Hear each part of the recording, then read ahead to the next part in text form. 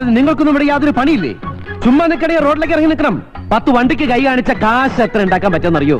Sir ഇതിലെന്താണ് noise എഴുതിയിട്ടുണ്ടല്ലോ? നോയ്സിന്റെ പ്രോബ്ലം എന്താ സാർ ഇതിലുള്ള? കണ്ടിട്ട് മനസ്സിലാകാഞ്ഞിട്ടാണല്ലോ ചോദിച്ചത്. നോയ്സ് ആൻഡ് അതർ വയലേഷൻ എന്നാ പറഞ്ഞില്ല സാറേ? അല്ല, ഞാൻ അറിയായിട്ട് ചോദിക്കാൻ. എനിക്ക് അറിയാൻ മേലാത്തോണ്ട് ചോദിക്കുക. താൻ ആരുവാ? നാരായണ പൂരായണ. നോയ്സ് എന്താ? നോയ്സിന്റെ ഉദ്ദേശിച്ചത് എന്താ? Noise and air pollution. Noise എവിടാ? ഇയാളും പൊട്ടനായിരിക്കും, താനും പൊട്ടനായിരിക്കും. പക്ഷെ ഞാൻ പൊട്ടനല്ല. ബില്ലടിച്ചാ പണം തരണം. ഇല്ലെങ്കിൽ ഞാൻ അടിക്കും.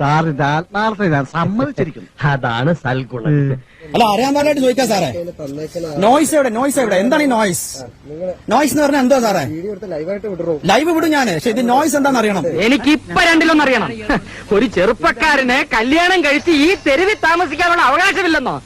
അത് ഉടനെ അറിയണം. എനിക്ക് ഇപ്പൊ അറിയണം. നോയ്സ് എന്താണെന്ന് അറിയണം. ഇല്ലാത്ത 2000 രൂപ എങ്ങനെയാ സാറേ തരുന്നത്? കാലത്ത് തന്നെ സമയദോഷങ്ങളാണല്ലോ കയറി വരുന്നത്. എനിക്ക് ഈ കലിപ്പ് വരുന്നത്. ഇതൊരു നടക്ക് പോണ ലക്ഷണില്ല. ഞാൻ ഇവന്റെ 2 വാങ്ങിച്ചിട്ടേ പോവുള്ളൂ. കാണുന്ന വണ്ടിക്കാണ് നോയ്സിന്റെ പ്രോബ്ലം അവർ ഫൈൻ തന്നിരിക്കുന്നത്. ആൾട്ടോ കേട്ടൻ നമ്മൾ എക്സ്ട്രാ ഒരു ഫിറ്റിംഗ്സ് ഉപയോഗിക്കാത്ത ഈ വണ്ടിക്ക് തന്നിരിക്കുന്ന ഫൈൻ 2000 രൂപ. കൊല്ല് ഇതിലും ഭേദം മരിക്കുന്ന ഈ ജീവിതം എനിക്ക് മതിയായി. എന്താണ് സാറേ ഇങ്ങനെ സാധാരണക്കാരനെ കൊല്ലരുത് പ്ലീസ്.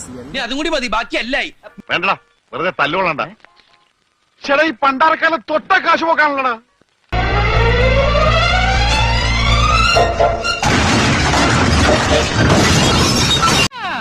പ്രശ്നം തീർന്നല്ലോ.